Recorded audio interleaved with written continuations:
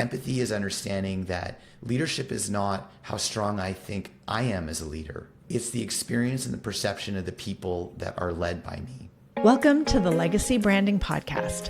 I'm your host, Laura Beauprelant, here to guide you through the journey of selling your business and building a personal brand that leaves a lasting impact.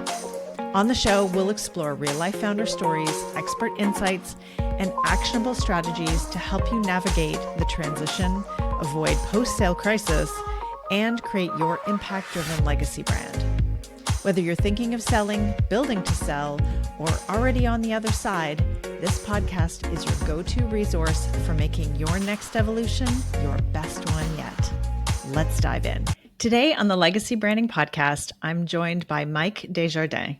He's an entrepreneur, leadership strategist, and the CEO of Virtus. Mike and I instantly hit it off when we met recently, and I was also honored to be a guest on his podcast called The Mike Method. Through Virtus, Mike and his team help leaders develop the emotional intelligence and strategic clarity to grow purpose-driven organizations. He's deeply committed to building businesses that prioritize people, planet, and profit.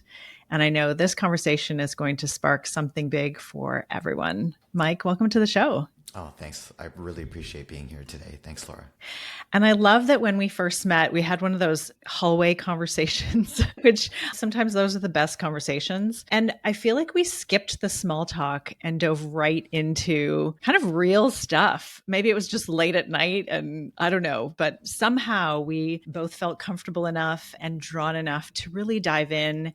And I feel like we did that again on your podcast. So I'm really hoping that we can dive in deeply again today. Let's be in our 100% humanness. I love it. So you work in the leadership space you have for many, many years. And I'd love to know, is there a belief that you have about leadership that you had maybe 5 years ago that you've completely let go of? Yeah, I would say the belief that I've come to know over the last 25 years is that leadership is not a destination. It's not about perfection, it's about progress. The more that I know about leadership, the longer the journey is as a result of that knowledge, and that it's this never-ending quest to learn how to show up in a way that will have people remembering the experience of being led by me in such a positive way. But that is just a never-ending quest. Do you think things have changed a lot in the landscape of leadership? So if we go back 25 years, I'd say significantly, the major shifts I've seen 25 years ago, we weren't allowed to talk about emotional intelligence. So we hide it. We hid it in our programs. We never used the words, but we taught people the mindsets, the habits, and the behaviors that would help them grow their emotional intelligence. Because unlike our IQ, which grows a little bit, but mostly we become wiser based on screw ups and experience over time. Yeah. That we get wiser, but our actual intelligence is not that malleable. Our emotional intelligence can grow for our whole life. And so we hid those things in our programs until the first client in 2010, which was TELUS, said, we want to use emotional intelligence as the cornerstone of the program. We're like, what? We can talk about it out loud? This is fantastic news. Amazing. I think the second thing that took a while was mindfulness. If you look at mindfulness from the perspective of emotional intelligence, you'd say it's self-awareness and mindfulness. They're the same thing. If you look at the definitions, they're really close. In fact, the head of the emotional intelligence program for Google brought together all of the mindfulness experts, the John Kabat-Zinns and all these people, and all of the people that have been focused on emotional intelligence, and have them write out definitions for emotional intelligence, self-awareness, and mindfulness. And he put the two definitions side by side in his book and said, look, they're the same. So mindfulness was tough because people would think about meditation and they would go to more of like a prayer, religious, Buddhist. They would think about it in those terms, and it didn't feel like it fit in a business context. And then Eckhart Tolle was on Oprah in 2014, and Time magazine ran a front page ad called Mindfulness with a woman sitting there, not front page, sorry, not an ad, in a lotus position. And I thought, okay, great. Finally, we can start talking about this. Nope, not yet. Still, organizations struggle to talk about that. So those two concepts, which are fundamental to self-awareness, was at the ground floor of emotional intelligence, really took a while to hit. And now I think most people just accept that terminology as being common lexicon. It doesn't scare people away. So that's been a pretty big shift over the 25 years. There's been another shift since COVID, but I'll stop for a second and just see if you have any reflections on what I've said so far. Well, you've obviously been doing this work for a long time. Before emotional intelligence was, not before it was a thing, but kind of before it was really as open as it is today, as typical in our lexicon. What led you to this? Like, how did you first build your own emotional intelligence? That comes with a lot of self-awareness. I think the first book actually that came out that took emotional intelligence and brought it out of the counseling and therapy space and put it into the workspace was written by Daniel Goleman in 1998. And that book was called Working with Emotional Intelligence. That book was foundational to this company in being the kind of guidebook for us of what we needed to do with leaders to grow emotional intelligence. I realized probably earlier than that, though, on a personal level, I'd started hearing about emotional intelligence, and I realized how impactful it was. My self-awareness, my empathy, my ability to self-regulate as is appropriate for the situation, having strong social skills, and finally being motivated and self-driven. Those are all sort of the key tenets of emotional intelligence. So with that knowledge, I realized that, okay, well, all leaders should be strong in those areas. And so if you think about a building, and you wanted to build a really solid building, well, the first thing you think about is what's the foundation of that building? We do a lot of work in the real estate space, and I know every developer I know would say, well, you need a concrete foundation supported by rebar. From a leadership perspective, that concrete foundation supported by rebar is your emotional intelligence, because it shows up in every interaction that you have day to day, whether it's an email, a text message, in-person conversation. So if you have a difficult conversation to have, and you don't understand empathy, you can't self-regulate in the moment, you don't have strong social skills, and you're not aware of your emotions around this conversation, I can teach somebody any type of difficult conversation foundational format to prepare. It's not going to go well. And I mean, this is true in life and business, right? This isn't just exclusively as a business leader, but with teams, with family, with your children, with your spouse, with friends.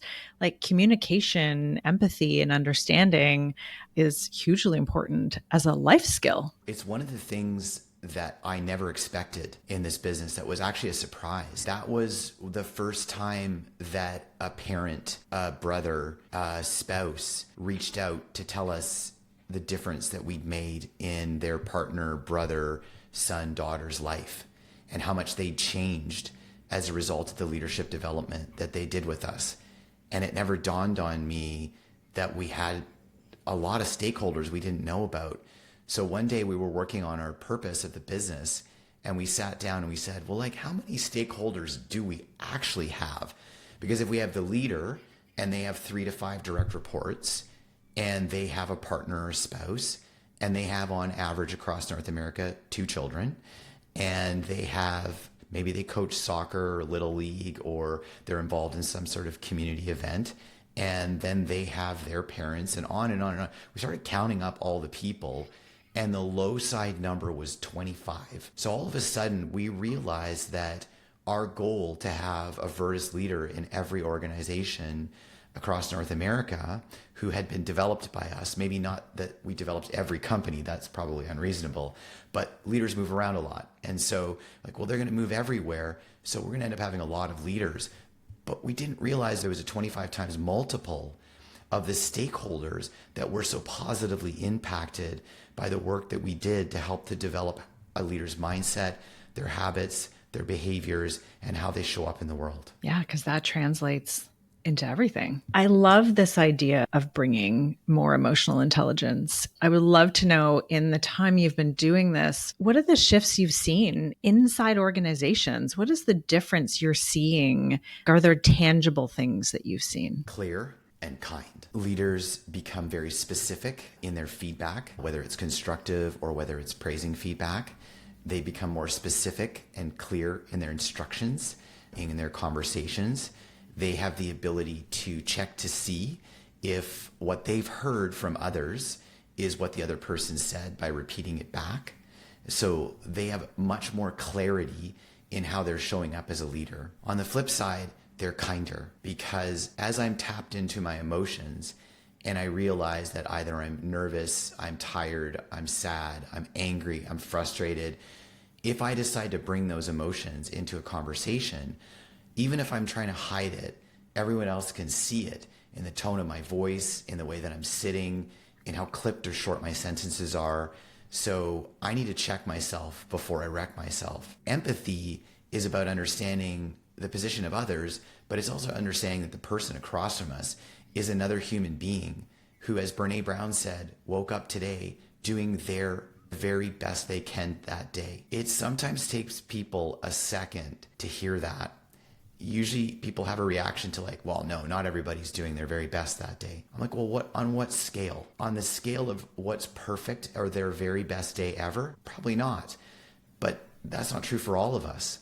The very best day for where they're at emotionally, where they're at mentally, where they're at spiritually, where they're at physically, they're doing the best they can. Now, you might look at that and say, well, that looks like 40% of what I've seen them capable of. True, but today, 40% is their 100%. So being able to have that level of kindness extended into the world also goes to the place of having positive intent. If I lead from a place where I doubt others and I think that they're out to get me, or that they don't want to do a good job, that lens that I paint on their actions and their statements is a filter I've created, not a great one. But if instead I opened up to the world and I thought with positive intent, why is that person doing that? Like from a positive perspective, what would drive behaviors like that? It provides others grace, and that leads to kindness. So I think leaders that are spending time focused on their emotional intelligence will find that their kindness quotient and their clarity quotient have both jumped up. Thank you for that explanation. That made it much clearer to me. A lot of the people listening to the podcast are founders that are considering an exit. Maybe they already have. I wonder if you have any thoughts on how this can show up, because that can be a very stressful time of your life. You've built this business, you're very connected to it, you're selling, you're going through that process. And everybody I've talked to who've gone through a business sale is like, it is the most stressful time of their life. You don't always show up your best. Maybe that is that 40% that you mentioned. What would you say to founders that are in that place when it comes to maybe their emotional intelligence and mindfulness? They're not buying you, they're buying the business. And they're buying what the business can become without you. It's not about you. I'll use an analogy. Now, it turns out that as human beings, there is a percentage of people, I think it's about 20%, who analogies don't work for. So I apologize to your listeners. I'll use the analogy, but then I'll explain it so that it will connect back to what we're talking about. They're worried about the boat. The buyer is worried about the tide. And the tide is the team of leaders that are staying behind to run the organization. And leaders will get focused a lot on, am I reading the right books? Do I need to get an MBA? Do I need to join a peer group organization? What's my next step? And my question will be like, how long have you been an entrepreneur, founder, CEO running a business? And like, 20 years. Okay, cool. Tell me about your team, because your team is the tide that's going to let your boat float higher and is going to tell the purchaser that there is a high likelihood that this business is going to be worth the multiples they pay for it. And the multiples are always higher than the earnout that the founder is going to be stuck with. So say the multiples are between 4 to 12 times EBITDA. That would be really high. But let's say they're 4 to 6. As a founder, your earnout is going to be 1 to 2 years. They're banking that when you're gone, that they're going to earn money with the people that aren't you. If it's a clean exit and there's no earnout, then they're banking that the instant you're gone, your value wasn't really there anyway, because you've got a solid team of leaders. So I would focus more as a CEO and a founder on coaching, mentoring, and growing the people that report directly to me. And then occasionally doing skip level meetings to do the same thing with the people that report to them. That will show a purchaser that you have a business that has the strength to have a return on investment when you have exited personally. I share about that more from the brand perspective, like having a personal brand that you get to take with you that isn't fully tied to the business, that the business can exist without you, but you also have something that you get to take with you. I think it's two versions of, in some way, the same thing that we both talk about. Yeah, it's interesting you bring up personal branding as a CEO, because if you look today at most large organizations, like look at Tesla, I think Elon Musk has 10 times the number of followers that Tesla has. If you look at CEOs that have great personal brands out there in the market, I mean, he's done some things lately that are hurting his personal brand. But let's say he's still got a large personal brand. Good, bad, or ugly, he's got a very large personal brand. When you look at it at the organization, most times the actual organization itself has far fewer followers on social platforms than does the CEO. If the CEO is doing a good job of having a personal brand that shows what they stand for. And so people are actually listening and watching the founder to see, do I believe in this person? Am I aligned with the values of this founder and the CEO before they're actually looking at the company? Because when they look at the company, they're thinking, sure, it's a website, that's marketing. If the company has a podcast, they're like, cool, so a long ad. But if they look at a founder who's got a podcast, they're like, oh, this isn't about the business. This is about something this person is personally passionate about, that they have an expertise in. And that's portable, as you say, right? Like you leave, maybe you've got a non-compete for a year or 2 years, but your personal brand equity is not lost if you've taken the time to build it up. It's portable, and your business's brand, which is separate, is also portable to the buyer. Hey founders, quick shameless plug for the sponsor of this podcast and my company, Lab Creative, where we help ambitious founders untangle their personal brand from their business so they can position the company to sell and build a personal brand for their next evolution. If that sounds like you, head to labcreative.ca to check out our work and to book a call with me. Or if you want to just dip your toe in first, grab a copy of the Founders Brand Playbook. It's our free step-by-step guide to building a brand that attracts premium buyers and creates opportunities for you post-sale. You can download it at labcreative.ca/playbook. When I do talks on personal branding, I share some stats. And one is that a post shared by a founder or an employee gets 561% more reach than a business profile. 561%. So that's, yeah. So in other words, if I've got one response on the business, then it's like 5.6 on the personal. That's a massive multiple the CEO can actually generate. And imagine if every employee was using a personal brand too, that supported the business, because everyone feels aligned with it. They've all built that connection to the mission of the business and the values. So that goes to show the importance of a personal brand. That's why Elon Musk has that many more followers than Tesla. That's why his personal brand can hurt things like the Tesla stock because of things that he does or says that have nothing to do with the business. But because he's so tied to the brand, what he says has a ripple effect. It's interesting you bring up the ripple effect, because I own a Tesla and I've got a ripple effect because Elon's doing things out there that are damaging the Tesla brand. Now owning a Tesla has a ripple effect negatively. So positively, you can have a positive connection to a brand that you love, that the CEO is well respected, that they've got a great brand out there in the world. But the opposite is true, that you can own a product, the CEO can do some things out there publicly that damage the brand, but then damage an association that you might have had. Like, I have a really great affinity. I love the car.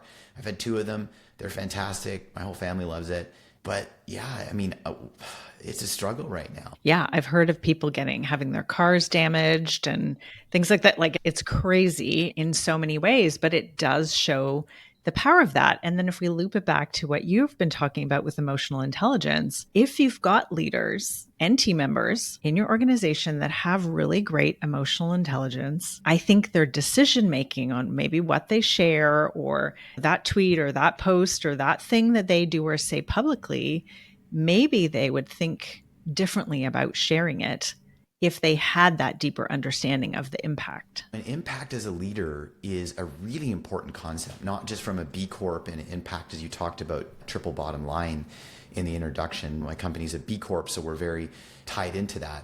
But impact from a leadership perspective, again, I'll use another boat analogy since I'm on the boating theme, I guess. When I got my boating license, one of the things that was sort of ingrained in that course was you're responsible for the wake you leave behind you. So when you come into the harbor, if there's any damages to other boats from your wake, you're personally responsible for that. And with leaders, We have to teach them to turn around and look.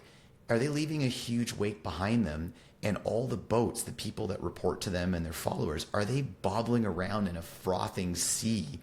Because that's the responsibility of the leader to recognize the impact. Similarly, from a personal branding perspective, they might not know that they're out there charging ahead and creating this huge wake, and they're so impressed by how fast they're going in this giant wake, and they forget the chaos and other destruction that's in the back, and because they haven't turned around to pay attention. And that's where empathy kicks in. Empathy is understanding that leadership is not how strong I think I am as a leader. It's the experience and the perception of the people that are led by me. That's what leadership is truly. If you turn around and nobody's there or they're far away, that says nothing about them. That's a powerful analogy. Like the visual that creates is really impactful. I think that's why analogies for the people who like understand them. I feel like when I see you on Instagram or on social media or when we met in person, your family is really important to you. You talk a lot about your daughter. I feel like there's so many things we can learn from our kids. What do you hope for your daughter when she grows up? What would you want her to tell people about you? Maybe even things she hasn't seen firsthand, but how would you want her to describe you? I'm very conscious of this. The first night that she was born, Sabrina, my wife, said to me that she left something home. Our apartment at the time was not very far from the hospital. It was walking distance. So I walked out the front door of the hospital. I was walking home, and it suddenly dawned on me that I was someone's dad. Like, not that I have a daughter. That was clear because I'd been holding her all day. But like, I'm a dad. I'm a father. Like, she's going to say, my dad, ... That day, I decided that to be incredibly intentional about who I was becoming as a father for her. Every year, I write a statement as part of my goals in the different areas of my life of who I'm becoming. Like this year, I'll read you the statement that I have. A father who listens with empathy, says yes and more often, creates fun adventures, and shares his wisdom in an approachable way. She's 12 going on 13. It wasn't the same purpose and becoming statement when she was first born, but I recognized the responsibility that I had as somebody that she was going to say, my dad, ...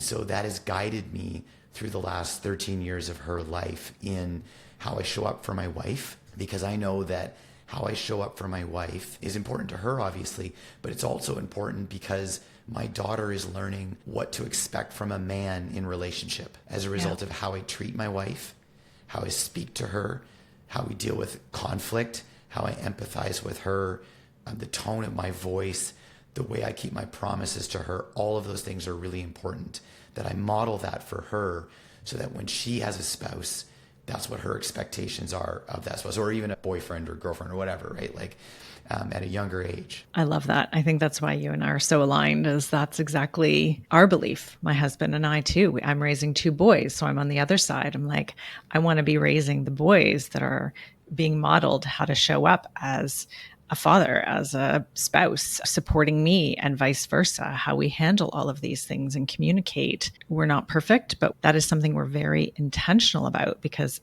we want to be raising the boys who will be the men that will be that partner, who will be the one who will empathize and support and love and communicate and do all of those things. Exactly what you're saying is the expectation you want your daughter to have. I thought that through leadership, it taught me a lot about parking my ego. Fatherhood, so much more challenging from an ego perspective. And I get that. My ego was probably the thing that made it the hardest for me to learn to constantly adapt my parenting style, because I would use the same parenting style as our daughter was growing and changing, and it stopped working. Right. And so then I just kept doubling down on it, and it was creating distance between my daughter and I.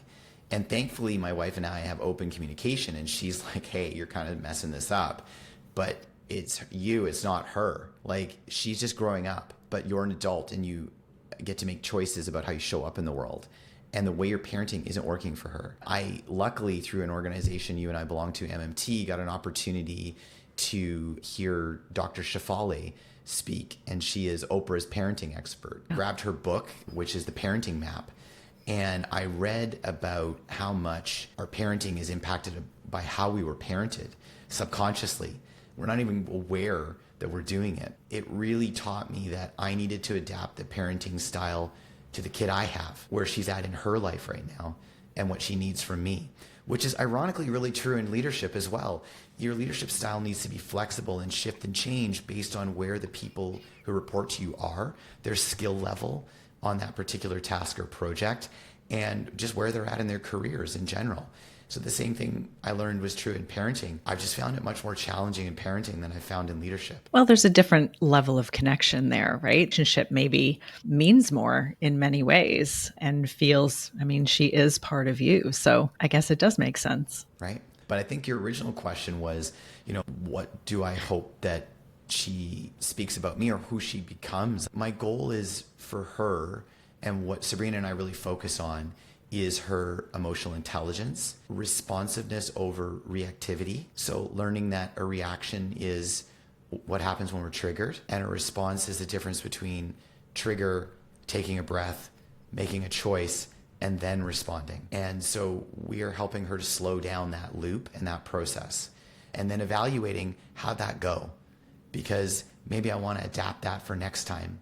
The very worst time to choosing a response is right after we've been triggered. It's better to choose the response well in advance by understanding and having the self-awareness to know what our triggers are. So we're trying to work with her on that. I hope that she is a human being in the world who spreads kindness and joy and understands that her worldview is a worldview, but to grow the complexity of it and not to see the black and the white, but to be able to understand what it means to live in the gray, to look at events you see in the news, to look at the reactions you see, people driving or walking on the street, or people getting frustrated in a lineup, and having the emotional intelligence to step back and work with positive intent to interpret that situation.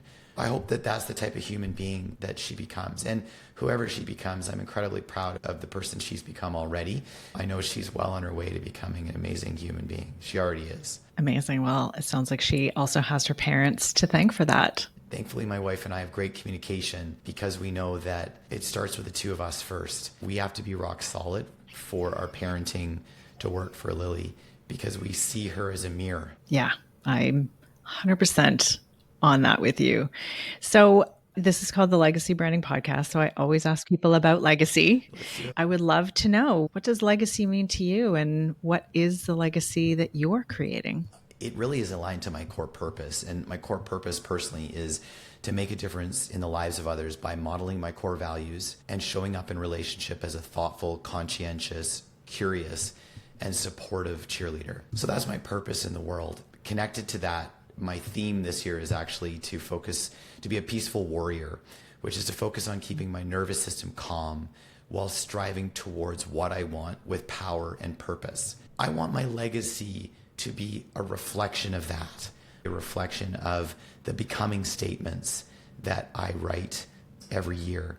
And I also want it to be a reflection of my core values, which are health and wellness, relationship, freedom, abundance, and growth. When you take those sort of four categories, I would hope that my obituary, how people would remember me in the world, was they would describe stories and experiences of me that aligned with those things. I think you're definitely on the way to that if you haven't already gotten there. When I think of you and even that first time meeting, and I don't think you get that every time you meet somebody, but I felt instantly connected to you. I felt your kindness and your interest in me. It didn't feel like you were looking over my shoulder. It felt like you were just speaking to me. And that is a gift, really being present and aware. That is something that you bring. And I am sure I'm not the only person who feels that from you, Mike. I'll take the compliment. It's very kind of you to say that, Laura. You said an interesting word there, which is the word interest. And I think that one of the things in leadership, actually just in being a human being in general, is if you don't find a person interesting, you're not scratching hard enough below the surface. So I fundamentally believe to do that well as a leader and as a human being, I have to be willing to show up with my vulnerability and authenticity. I'm more likely to have that mirrored by the other person. That's what scratching looks like. That's a beautiful definition. I love it. Thank you so much for being here. I feel like we could go on, but I'd love to wrap it up here on that note. And how can people connect with you? Where can they find your podcast, learn about working with Virtus, and anything else you want to share? All the things. Yeah, I mean, it's pretty easy. My personal brand website, which is mikedesjardins.com. We'll throw a link in the show notes. That has a link to my podcast, my company. You can learn my LinkedIn profile. All of that is basically connected on that page. It speaks about who I am as a human being, not just as a business owner and a CEO. The podcast is the Mike Method, as you mentioned, which thank you again for being a guest. You were amazing. My pleasure. And that's on YouTube, on Spotify, on Apple Podcasts, Google Podcasts. I mean, literally every podcast channel. All the places. Yeah, just type in the Mike Method. It's the only one that'll pop up. So you'll be able to find me there. Amazing. Thank you again. We'll make sure to pop all of those links in the show notes. And as always, such a pleasure to connect with you, Mike. So good to see you, Laura. Thanks for tuning into the Legacy Branding Podcast. I hope today's episode has inspired and empowered you on your journey to building a brand that truly matters. If you enjoyed today's show, please subscribe, leave a review, and share it with other founders who you think would benefit from listening. And if you're ready to take the next step in building your legacy brand, visit our website, labcreative.ca, to learn more and book a call. Don't forget to join us next time for more conversations that will help you navigate your transition and create your legacy. Until then, I'm Laura Beauparlant.